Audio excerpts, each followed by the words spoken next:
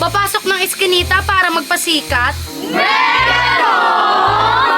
Batak mag-usap sa chat, pero torpe naman sa personal. Kunyari, tropa, crush na pala. Malungkot sa suspend kasi di makikita si crush. Move on na daw pero nagbabackread. Copy now, cramming later. Bigay kayo ng bigay ng tsaki, galing naman sa utang. Ano yung sasagot namin kung puro kayo suspend? Magsususpend kung kailan maaraw na? May payong pero di ginagamit. Mas inuna pa maglibot sa school kaysa gawin yung assignment.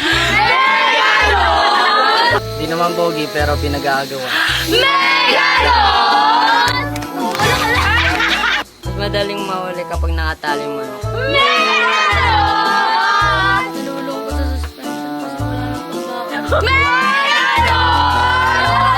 Magsa-September na, di pa rin ako kina-crush back.